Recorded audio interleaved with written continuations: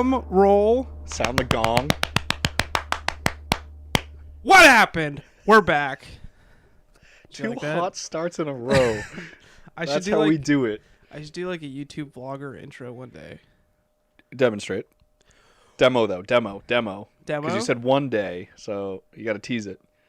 Welcome back to What Happened. It's your boy Ryan coming at you live with your boy Owen. Make sure to hit that like and subscribe button. Sort of like that. I liked it. I didn't. Okay, so once again, like last week, we don't truly have a theme again because Hey, real quick. we keep changing it up. Real quick. If you're new, this is the What Happened podcast. This is the podcast with me, Ryan. That's my boy Owen.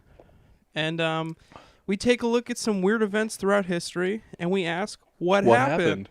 Oh, that was almost in sync. So, if you're new, glad you're here. If you're not new, still glad you're here. Are you Proceed. Glad? All right.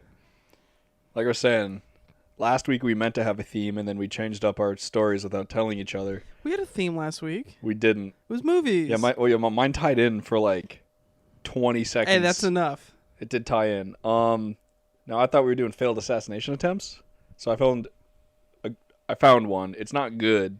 Even though I told you that we were doing explosions, that I was doing an explosion. I honestly, I'm not gonna lie to you. I either just didn't listen to you, or I really don't think you told me. I definitely told you. All right, so this one's on me this week. You were last week. So Yep. Yeah. Do we just jump right in? Yeah, it's my turn, right? Yeah, it's your turn. All right. So I'm talking about the failed assassination attempt on President Ronald Reagan in like the 70s, 80s. Never mind. Can I just ask real quick? Chime right in. Do you ironically own a Reagan Bush 84 t-shirt? I do not. Oh. I feel like a lot of people own those. I should have bought one in preparation for this and like worn it here. All right. So I'm not really getting... I will get into the assassination itself, but we like to kind of attempt to find some kind of wacky stories, right? So I don't think the assassination itself is very wacky, but I think the reasoning behind the assassination attempt is the wacky part of this story. I still don't think it's my best story. I'll be completely honest. Okay. Hey, don't doubt yourself, Owen. Like you. All right. So the date is March 30th, 1981. We're in Washington, D.C., just outside a Hilton hotel. President Reagan is walking to his limo from the hotel with his full normal escort, right? He's surrounded by paparazzi. He's surrounded by, I call them fans, but someone tried to shoot him. So President Ronald Reagan and 3 other men would end up being injured in a failed assassination attempt on the president's life.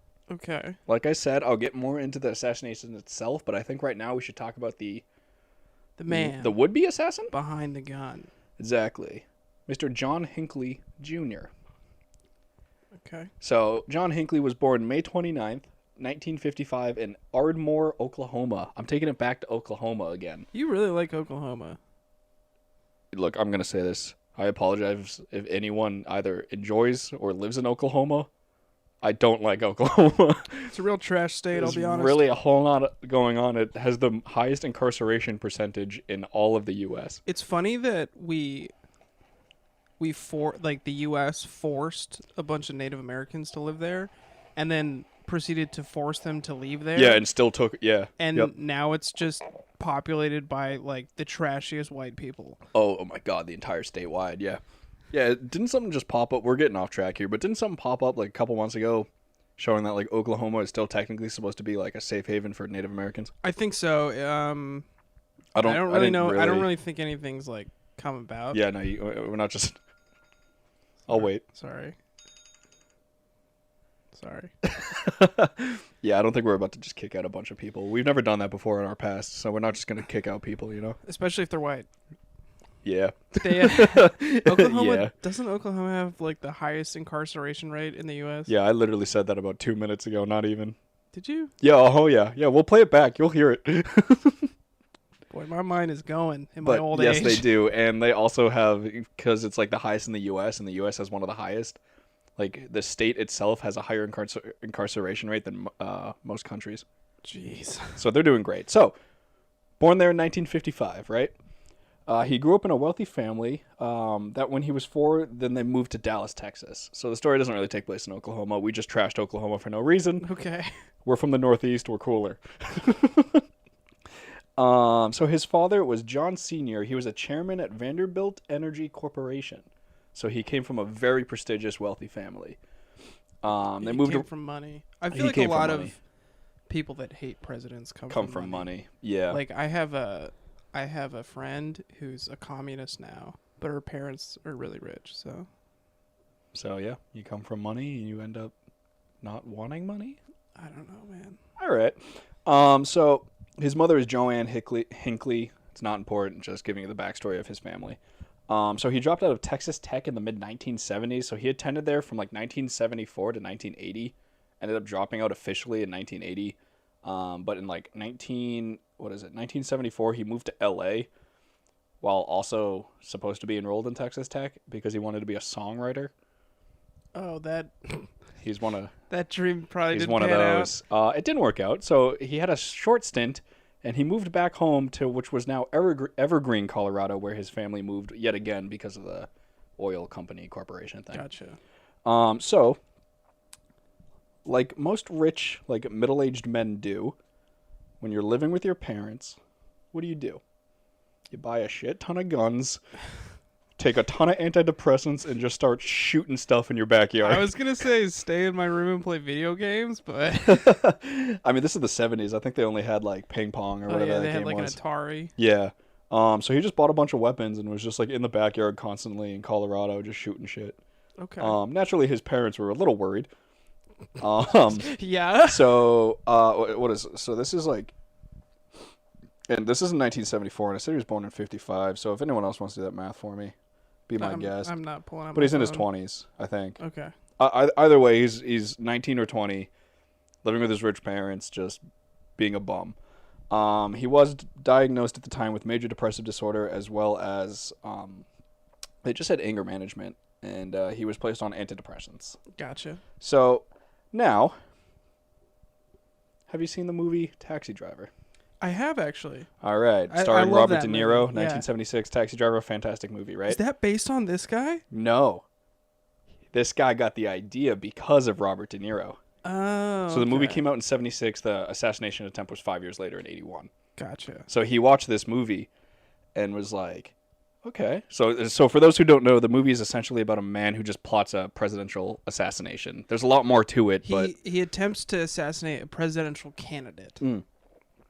Yes, yeah. And it's seemingly like there might have been like bigger subplot things in the movie, but it seemed like it's just because he was dating a lady who worked in the office. Yep. And it seemed like he only wanted to kill a guy because she wouldn't have sex with him. Yeah, it's a good movie. Great soundtrack. So, yeah. So, while watching this movie and falling in love with the movie, he became obsessed with actress Jodie Foster. Do you know who Jodie Foster played in that movie? Actually, I forgot to put the name down, but it was the 12-year-old sex-trafficked girl. She was supposed to be 12? She was supposed to be 12, apparently. I did not pick up on that. Neither did I. So he fell in love with Jodie Foster. Not the character, thankfully, Yeah. but the actress herself. Gotcha. Shortly after the film, Jodie Foster ended up enrolling at Yale University.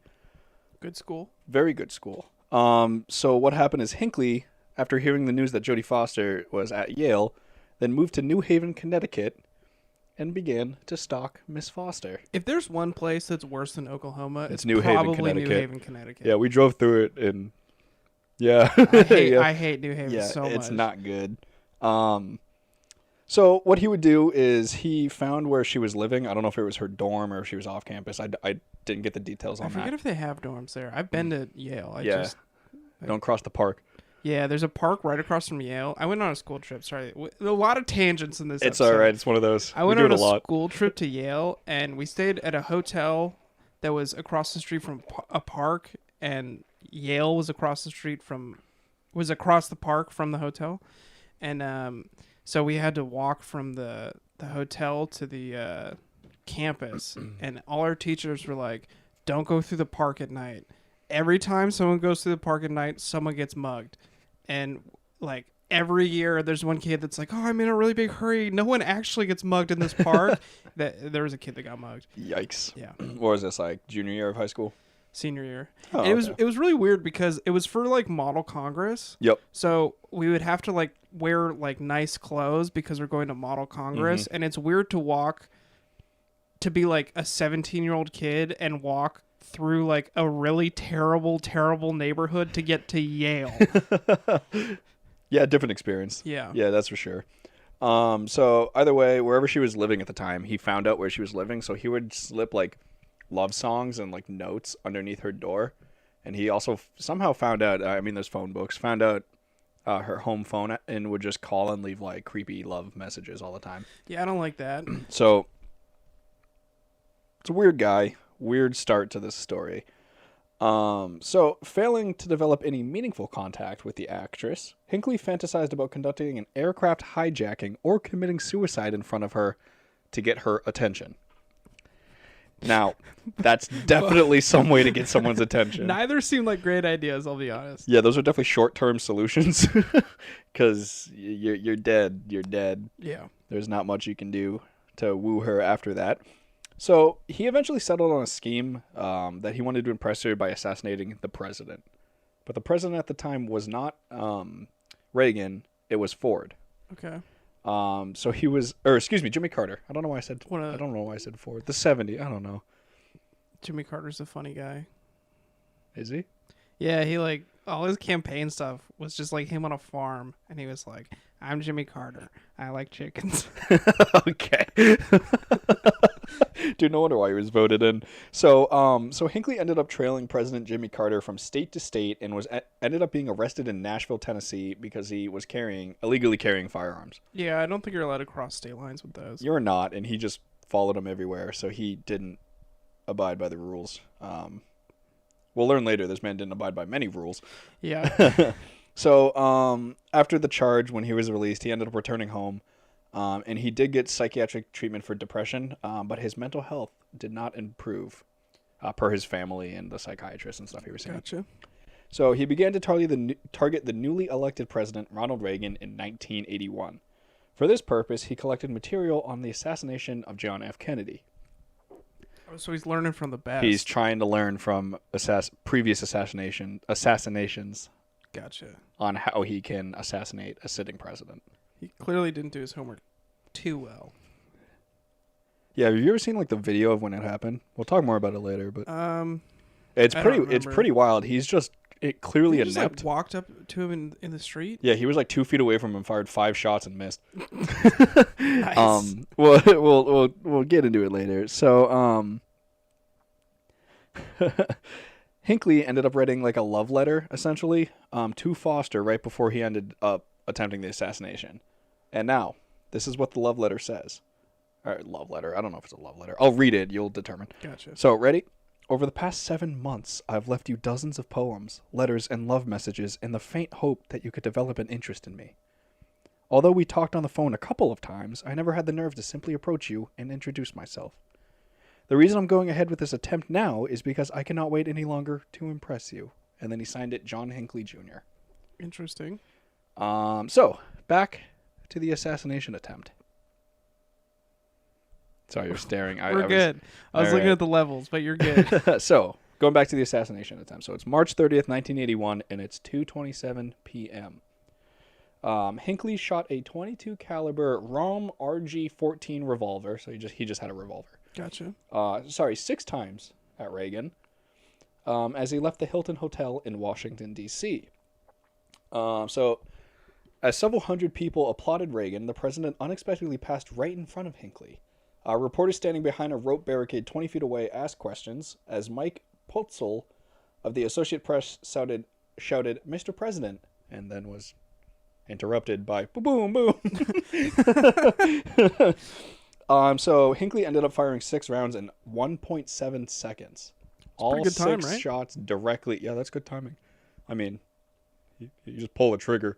Yeah. All 6 shots in the direction of President Ronald Reagan. Ronald Reagan. So the first round hit White House Press Secretary James Brady in the head just above his left eye. So it's a tiny bullet, though. Did Yeah, it go is into it- his brain, or did it just like? Yeah, Oh, so really? I'll get more into it later, but he was permanently paralyzed from on his left side of his body and ended up dying of his injuries, but like 30 years later. That's a bummer. He was the only one who like had lasting effects from the attempt. So it entered right above his left eye and shattering his brain cavity, which That's just your skull. yeah, I know medicine and I don't really know what specifically they're talking about, but the brain cavity area, the head area. I think any open fracture to the skull is penetrating cavity. your brain cavity. Yeah. So it didn't work too well in Brady's favor. So District of Columbia police officer Thomas Delahanty recognized the sound of gunshots and turned his head sharply to the left to identify the shooter. As he did so, he was struck in the back of the neck by the second shot, the bullet ricocheting off his spine. Yuck.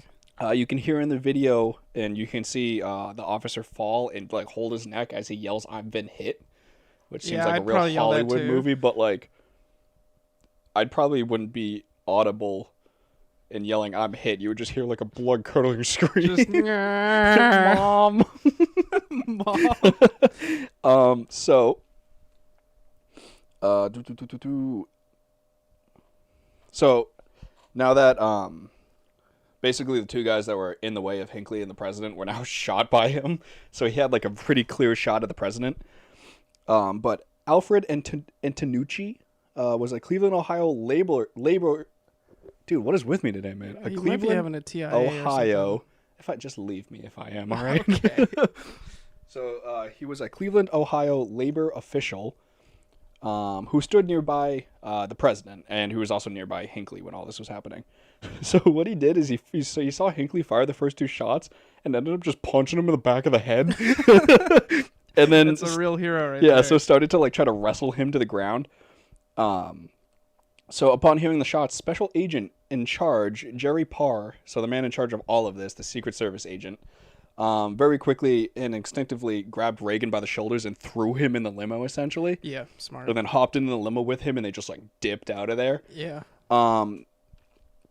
So Agent Ray Shattuck, who was just behind Parr, ended up throwing both men in the car. They all ran away. So the third round overshot the president and hit a window well behind the limo, like across the street. Didn't do Gotcha. anything. So Hinckley wounded police officer Thomas Delante, Secret Service agent Timothy McCarthy, and critically wounded James Brady. Okay. So though Hinckley did not hit Reagan directly, a bullet did end up ricocheting off the limousine, going just under Reagan's left arm, broke a rib, and ended up puncturing his lung. Oh, that's kind of terrible. So while they were driving away with the two Secret Service agents and Reagan assumed he just like broke a rib because he just got like two men just threw him You into just a got limousine. yeeted into a limo. Yeah. So he thought he broke his rib, and then he went to cough, and it was just like, as it was described as bright, red sputum. Sputum. Dude, I'm not all right today, man. So anyways, they saw that he was coughing up blood, and they were like, "Oh, Mr. President, I think you like broke your rib and it pierced your lung or whatever." And then they rushed him to the hospital for one of the doctors to like remove his clothes and be like, "Oh shit." So no one at the moment died. It was a failed assassination attempt. There was also one other officer on scene that ended up, who is it? So Dennis McCarthy was one of the officers. He ended up diving directly on top of Hinckley because he said that he didn't want a JFK. What was his name? The guy that Lee Harvey Oswald. Yeah, you know how he was shot in the police station or wherever they were a couple days later. He didn't want that to happen to Hinckley, so he jumped on top of Hinckley to protect him from everyone else. Yeah, that's kind of smart. Yeah, you want the guy to pay for it, right? Yeah. So Hinckley was taken into custody. Reagan was brought to the hospital. Underwent emergency surgery for a punctured lung. Ended up being fine. Had a lot of blood loss, but he lived. Probably got a chest tube or something. Probably, or whatever they did in the 80s. Yeah. Could be very different. So I talked about Brady earlier, the one that was hit in the head. So he ended up being paralyzed on the left side of his body, and he did end up dying on August 4th, 2014. His death was ruled a homicide because he was technically shot in the head. But that was 33 years later that it was ruled a homicide. That's weird that is how that works. Yeah. So at Hinckley's trial in 1982, which also took place in Washington, D.C., he was charged with 13 offenses, and Hinckley was found not guilty for reason of insanity. Oh, really? I So- mean, yeah, that checks out. Yeah, considering he wanted someone to fall in love with him by killing a man. Did Jodie Foster testify? I did a lot of research, and I couldn't find anything on what Jodie Foster had to say about this. That would be wild if they brought her into court just for her to be like, yeah, he keeps talking to me. I didn't ask him for this. So the defense psychiatric reports portrayed Hinckley as insane, while the prosecution reports characterized him as legally sane. Naturally, everyone went for he was insane. He didn't know what he was doing, but Yeah. I think it was kind of clear he knew what he was doing, considering he had this very planned out and tried it on the last president. But what do I know? So Hinckley was transferred into psychiatric care of the Bureau of Prisons on August 18th, 1982. Soon after his trial, Hinckley wrote that the shooting was, quote, the greatest love offering in the history of the world. I mean, And he was disappointed that Foster didn't love him, essentially. I mean, there's like some Indian prince that built the Taj Mahal for some lady. Yeah. I feel like that's probably a better That's like cooler. love offering than Yep. like, I'm just going to kill Reagan for you. Yep. For an actress who's just like, look, just let me attend college. Jeez. So the verdict resulted in widespread dismay due to the fact that he was deemed legally insane and not competent. It ended up changing a lot of rules throughout the entire U.S. And Idaho, Montana, and Utah. Dude, what is with me? Dude, you're having a conniption or Idaho, Montana, and Utah ended up disbanding the defense of insanity altogether. Really? I don't know if that still stands, but this was in the 80s, so if just Kinda be weird. careful if you're in Montana. Yeah. So a forensic psychiatrist who testified for the prosecution diagnosed Hinckley with narcissistic and schizoid personality disorder. And they said that he was borderline passive-aggressive features. Oh, but just borderline? Definitely, yeah. Definitely just borderline. You know, he's not going to take it too far. He's only passive aggressive.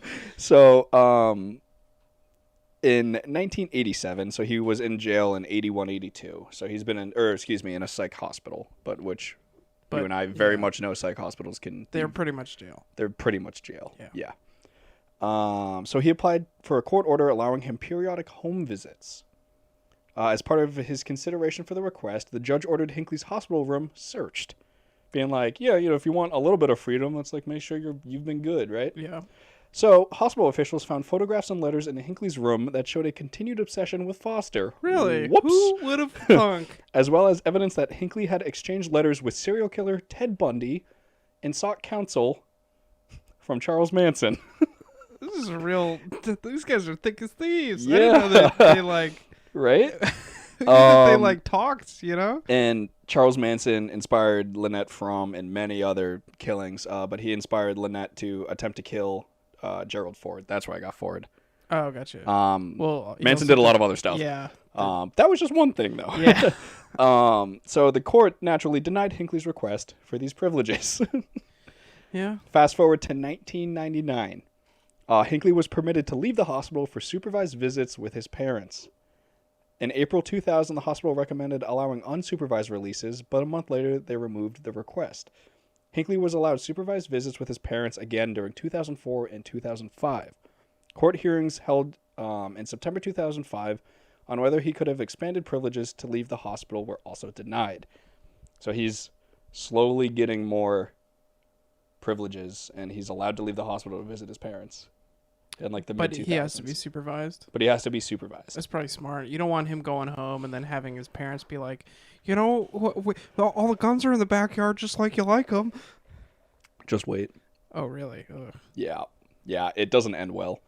So March 2011, it was reported that a forensic psychologist at the hospital testified that, quote, Hinckley had recovered to the point and possesses no imminent risk or danger to himself or others. Your tone makes it seem like he did possess an imminent threat to himself or others. Yeah, I mean, considering he shot like 3 people. But you know what? That's in the past. Well, He's a passive-aggressive man. He'd been treated. So August 4th, 2014, James Brady died. And like I said earlier, it was ruled as a homicide, but all charges were dropped yet again in 2014 because it was still under the insanity plea. Gotcha. So he couldn't be held accountable for killing Brady, even though, he very clearly killed Brady. Yeah. It said that Brady was, like I said, he was paralyzed on his left side and lived like a horrible rest of his life. Really? So That's kind of terrible. it was really unfortunate.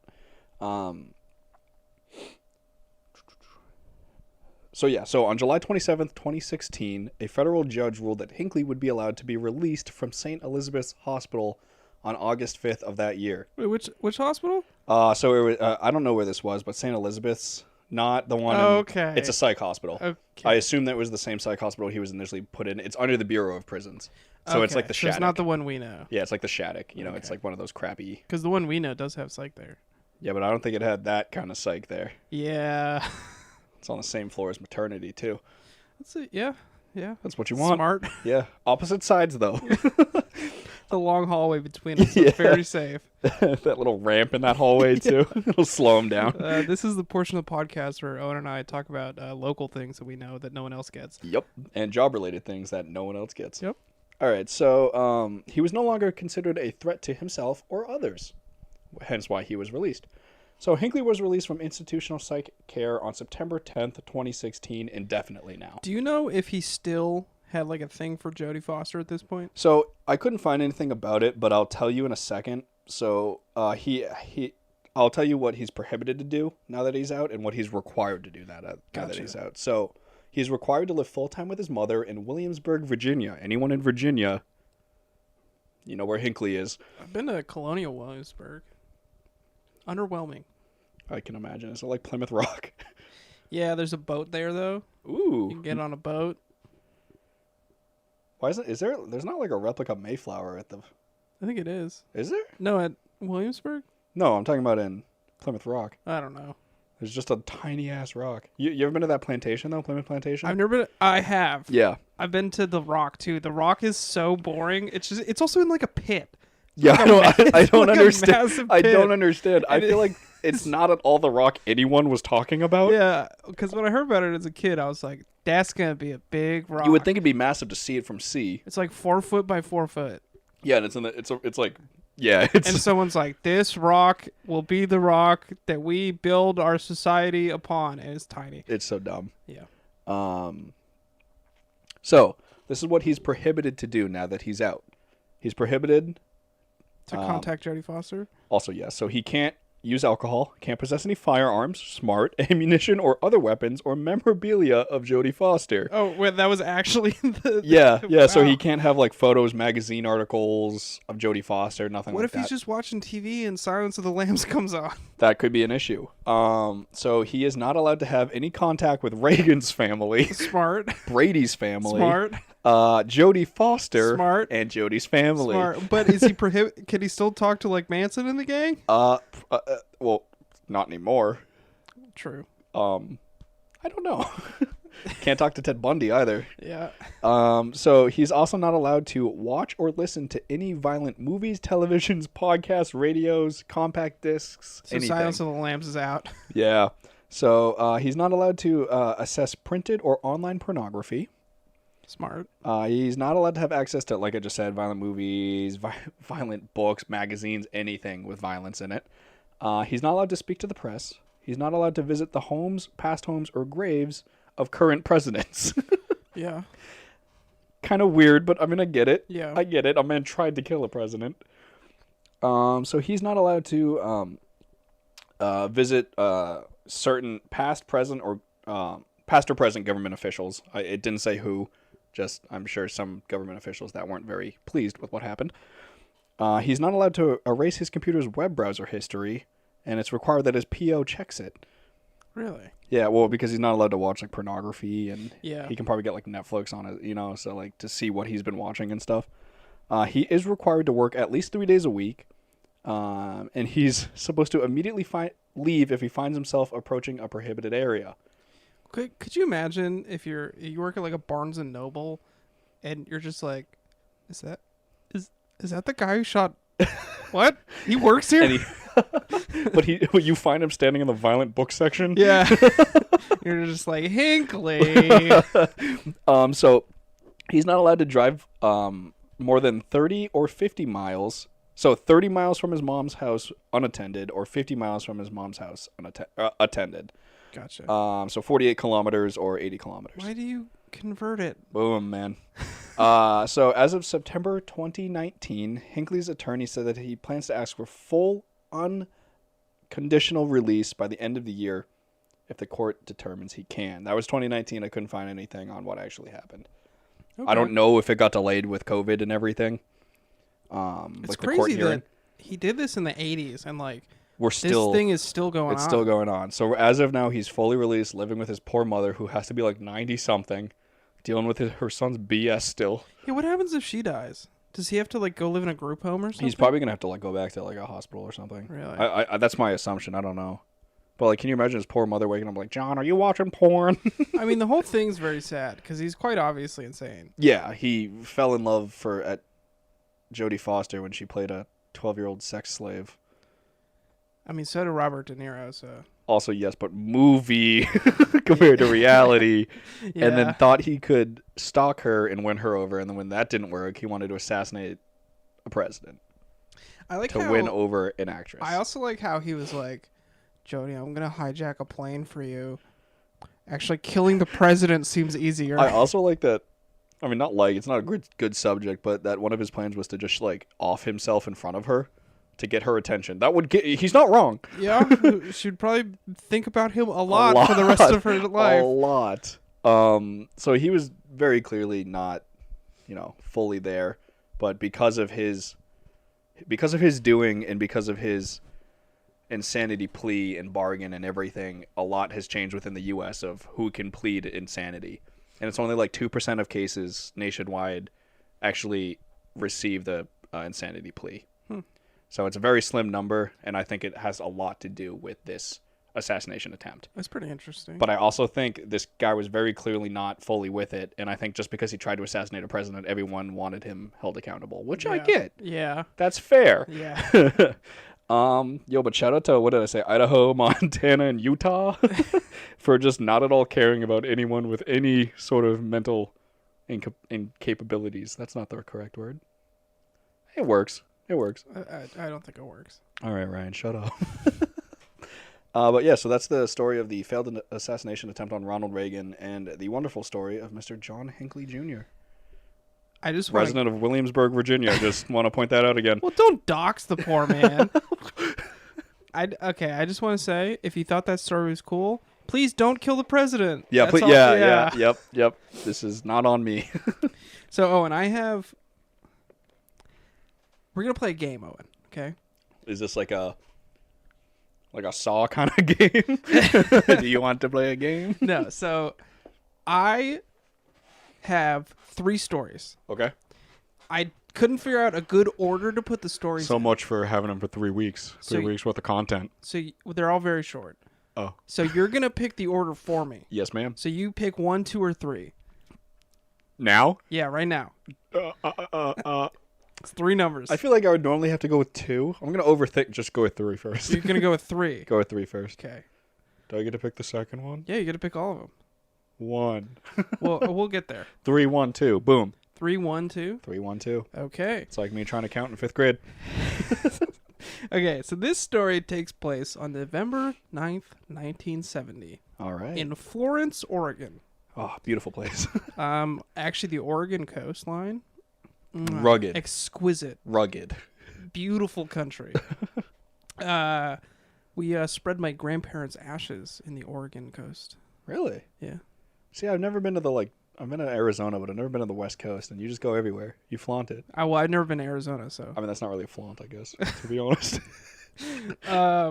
So yeah, November 9th, 1970, Florence, Oregon. Boom. A sperm whale washes up on the beach. Favorite kind of whale. Now, this whale is 45 feet long Oh. and is estimated to weigh 8 tons. I think I know this. Okay. So, at the time, the Oregon beaches were under the jurisdiction of the state's highway division. Makes sense. So, after a consultation with the Navy, it's decided that the whale must be removed. Were they just going to leave it to rot on a beach? No, they just decided they have to remove it. What did I just say? I didn't listen.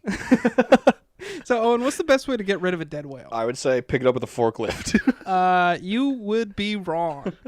Dynamite. Yep. So, the theory was that by exploding the whale, the chunks would fly everywhere and be small enough for scavenger animals to eat. Was there like a highway or something nearby? Was there? Could it have been a very large inconvenience to the people of that area? Well, we'll get there. So, they put George Thornton in charge of the explosion. Okay. Now, Thornton was an engineer, and he was always chosen because his supervisor had gone hunting. So All right. he wasn't the man for the job, but he turned out to be the man for the job. He just happened to show up to work that day. Yeah. So he said in an interview that he had no idea how much dynamite to use because, how often do you explode a whale? Yeah. What kind of formula do you have for that? So the whale was fitted with 20 cases of dynamite, which amounted to half a ton of dynamite. Oh my God! For a whale? For a whale. How much do you say the whale weighed? It was estimated to weigh 8 tons. Don't forget to convert that. I'm not going to do that. How much is 8 tons in kilograms? Siri tells me that 8 tons is 7,257.48 kilograms. It's only 7,000 kilograms? Yeah. I always feel like tons is a lot bigger than it really is. Well, a ton is 2,000 pounds. I know. Every time I hear someone say a ton, I'm like, wow.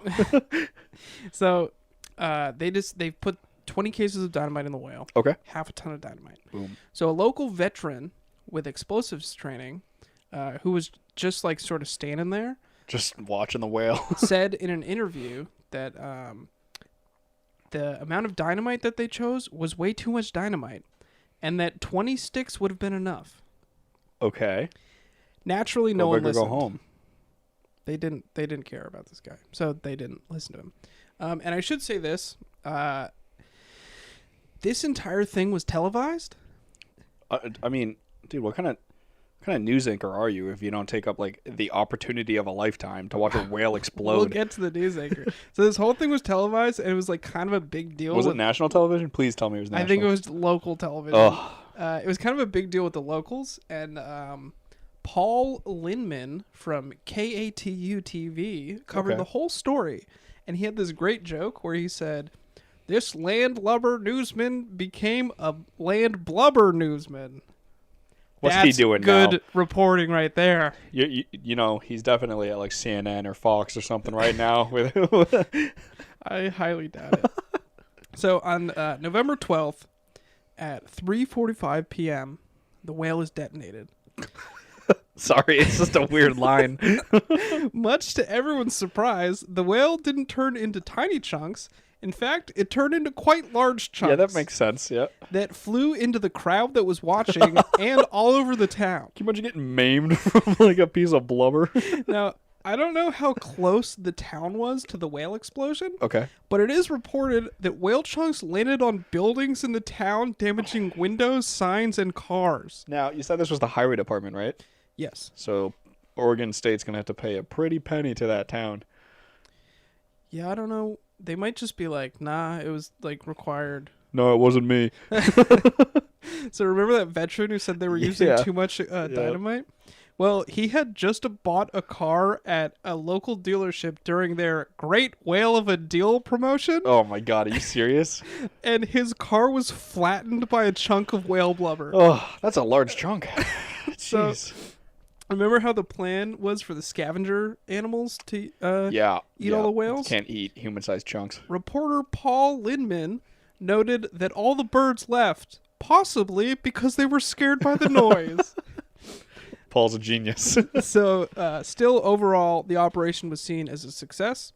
However, Oregon has changed how they dispose of whale carcasses these days. Now they burn and bury them. That makes sense. Now, Owen. Having a whale bonfire? Do you want to do me a favor? Yeah. On my computer, just go to the taskbar at the bottom. I've queued up a little video for you. You know this is gonna play over everything, right? No, I muted it. Should be muted, right? Oh my God! The count of 4. Yeah, it's on national 3, television. 2, 1. Oh my God! It's a massive Look at the explosion. Chunks go everywhere. Oh. So yeah, if you want to find this yourself, look up Oregon whale explosion. Oh my God! I like how it has 9 million views. Yeah, so you can pause that. Jeez. So, what did you want next? 2. 2? You want 2? Okay. No, 3, 1, 2. 3, 1, 2. 3, 1. Okay. Are you gonna drop your phone in every episode? Apparently, it's not a thing I do on you know, purpose. there's a desk like right there. You know, there's a. You can push the keyboard back. I don't care if you want more room. Action. Sorry. Okay, Owen. This is the story of William the Conqueror. He was born in 1028 in Normandy. His father was Robert I, Duke of Normandy, and his mother was a tanner's daughter. So he was born out of wedlock. Like a tanner, like the people that do leather. Yeah. Like that thing. Okay. Not just like, they didn't have spray tans back then. I didn't know she just sat outside the whole time and was just like showing the town how orange she is. So for his childhood, since he was born out of wedlock, William was known as William the Bastard. Oh, good for him. So his father died when he was only 8 years old, and he was given his father's title. Okay. However, this led to a civil war because just him getting a title. He was born out of wedlock, so eventually his cousin thought that he should have the title, the throne. Yeah. So William eventually put down the rebellion, led by his cousin, and it was said that William would spread fear by cutting off the hands and feet of rebels. Yikes, man! So he wasn't the nicest dude. Not a lot of prosthetics back then. Nope, you get peg legs and that's it. Did they even? Pirates had peg legs. No, but pirates were later on. Well, I mean, pirates were forever, but I don't know. Pirates we know. I don't know. I don't imagine it takes a ton of ingenuity to be like I don't know, tie a stick to your stump. Yeah, take a leather strap and just. Ugh. So after the rebellion, 1066 comes around, and King Edward of England names another guy as King of England after he had promised it to William. So William travels to England and takes the throne. And this would be known as the Battle of Hastings. I think it's a really famous battle. Yeah, it is, yeah. I didn't go into it because that's not what this story is about. Yeah, it's a whole different... I'm sure you could do a whole episode on the Battle of Hastings. Yeah. So, William is crowned king on Christmas of 1066. Beautiful. And William was kind of a dick as a king. He did do social reform and constitutional reform. Okay. As well as ending Viking influence in England. Oh, really? Yeah, which I knew that. didn't know. Yeah. But he also carried out what is known as the harrying of the North. Harrying? Yeah. Like they got hairy? No. And this was a campaign in northern England to put down small local rebellions. Northern England as in Scotland or still Northern England? I honestly don't know, because that's not what this story is about. Okay, I'm sorry. So basically, William and his boys went to the north and just killed, burnt down villages. Yep, as you do. Killed livestock and people, burning down farmsteads. What else are you going to do? Those that were left alive had to resort to cannibalism. Oof. So he wasn't a great guy. And the people in the north didn't really like him. So what do you do when you're a king and all the rebellions are squashed? Do you sit around and make more social reform? No. You start a new rebellion. You so you can eat fight like a king. Oh, you got real fat, huh? He got really, really fat, and it led to his death, believe it or not. Oof. Not in the way that you think, though. By 1087, William was a chunky lad. I wrote that down. I don't know why I wrote that. The chunky lad. So while fighting against his son Robert in France, Oof. William's horse reared up and thrust the saddle into William's abdomen. Okay. Which punctured some of his intestines. Okay. And it's presumed that if he wasn't so fat, that it wouldn't have done that. Okay.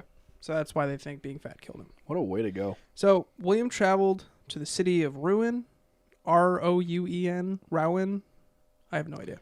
Rune? I don't know. And he spent... I don't speak a lot of French. He spent 6 weeks in agonizing pain until his death on September 9th. Did he just like slowly bleed out? I think it was mostly infection. That makes sense. And at his deathbed, William was surrounded by knights and nobles. But when he died, they pretty much split and grabbed whatever they could that was valuable. Sounds about right. So, one knight named Herluin took it upon himself to bury the body. Okay. Because no one else wanted to do it.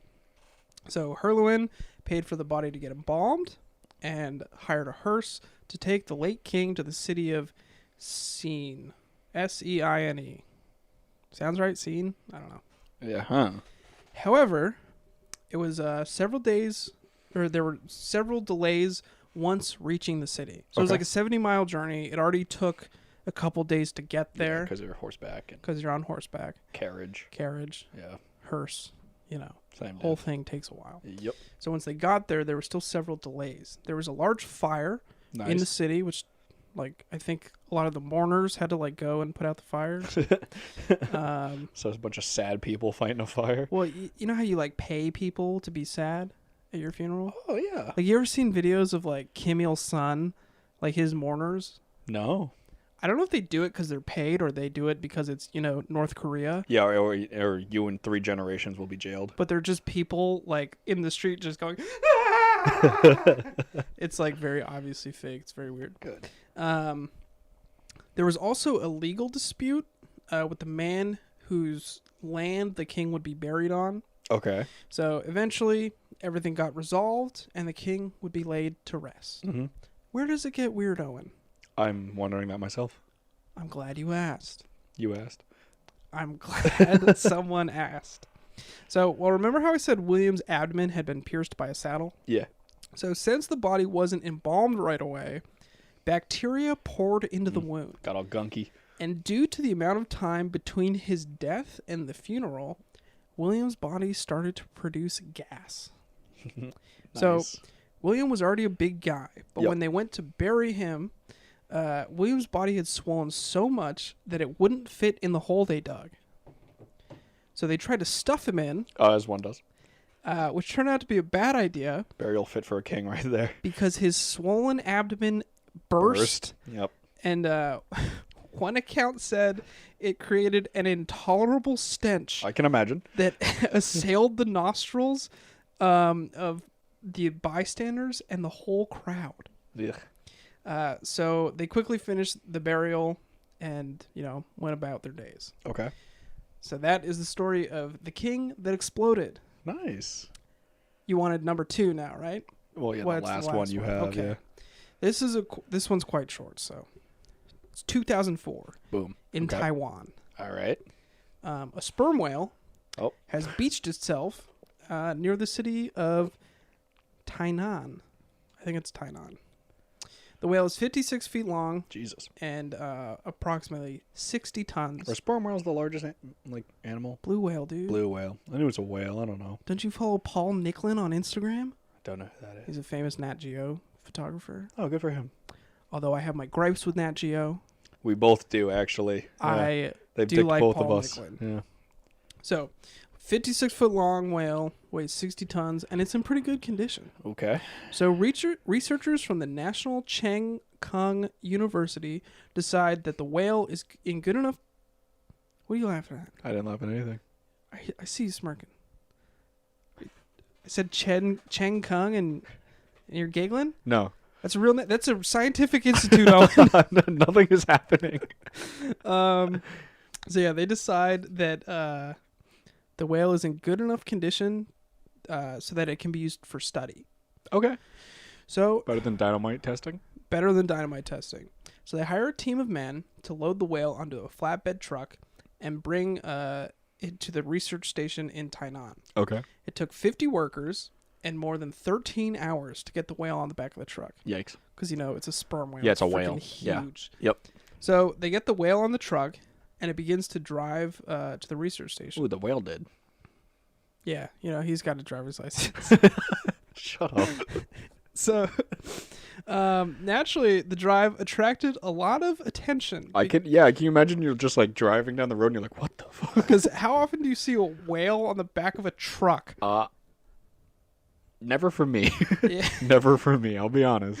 So, while sitting at a red light near the town center, the whale suddenly explodes due to a buildup of gases. Wait, in the town center in too? the town center. Oh. So viscera is sent all over the streets, Nice. on parked cars, Ugh. and all over people because it drew a crowd. They're like, "Oh, what's that whale doing?" And I would probably watch the whale. and then it just explodes. Ugh. So, yeah, whale explodes.